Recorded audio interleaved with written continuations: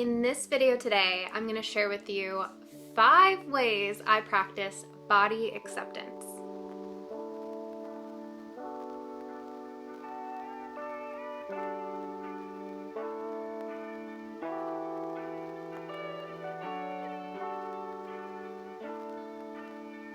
Hi there, my name is Chelsea, and if you are new to my channel, I'm here to share all things self-love and self-care.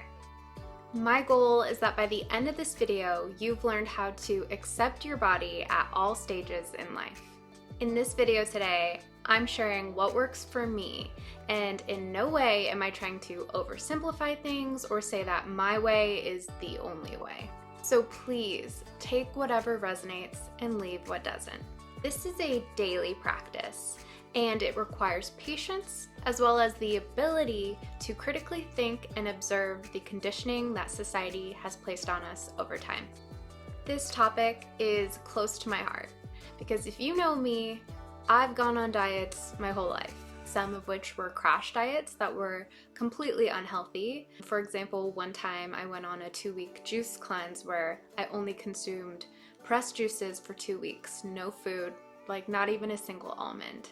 And I would not recommend it. I actually ended up gaining weight afterwards, so it wasn't successful. But this is the first year that I haven't gone on a single diet, which says a lot for me, and I don't plan on going on another one ever again.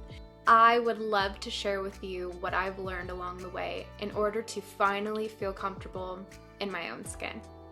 I'm obviously human, so it's normal to have off days, but overall, these tips have helped me so much. So let's get started. These are 5 tips that help me learn to love and accept my body. Tip number 1, I identified harmful conditioning. So much of how we think is born from diet culture and societal standards. We don't even realize some of the things that we've been taught aren't actually true. For example, you may think that bread is bad or rice is bad because they're fattening. However, they're actually healthy in moderation, and unless you have an intolerance, there's no need to avoid these foods. Realizing this has helped my mindset improve drastically. For example, my go-to healthy meals are avocado toast on sourdough bread or a veggie stir fry with rice. And once upon a time, I would have viewed those foods as fattening and I would have felt guilty. Another form of harmful conditioning are the expectations that society places on us. If we want to be deemed as attractive or sexy, we're told that cellulite and stretch marks are bad and they need to be remedied. However, why is that the case? When they're so common, why are we taught to feel shame about something that is natural? Well, a big factor is money. As of this year, the dieting industry is worth about $72 billion. If we loved and accepted our bodies, that number would change drastically. Therefore, these companies are financially motivated to convince us that something is wrong with our bodies and they have the solution to fix it. That is why challenging the conditioning of societal standards and diet culture is a radical and well-deserved form of self-love. It might take a little time, but we can rewrite our programming. Tip number 2, I focused on health versus appearance. I now view food as fuel and not just a means to an end in achieving a certain body goal. I've removed restrictions, I've quit counting calories, I pay attention to the foods that make me feel best. I find balance between getting my fruits and veggies in and eating foods that I actually enjoy. If I want to eat something fried or dipped in chocolate, I don't feel guilty about it. I just view it more as a treat rather than fuel. And this perspective helps me to curtail feelings of guilt and spiraling into shame and helps me to maintain that balance. The same goes for exercise and workouts. I just have a really flexible approach to it because that helps me feel like it's not a burden, it's something I want to do, and it helps me just stay present and not overthink things and get stressed out. Overall, I try to focus on health and feeling good over a desired appearance. Tip number 3, I meet shame with acceptance. It's perfectly fine if your habits fluctuate as you go through different things in life. For example, when I'm really stressed or life is chaotic and I'm short on time, I'll probably be eating more freezer foods and processed foods because when I'm stressed out, I lose my appetite, and for me, I would rather eat something than not eat anything at all. And I allow myself the grace for that to happen because I know it's temporary and I know that that's what's best for me in that moment.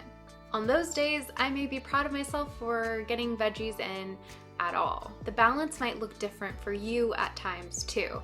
And I think it's just really important not to ever steep in shame or guilt about it, because doing so is not beneficial in any way. We have to strike a balance between our mental health and our physical health.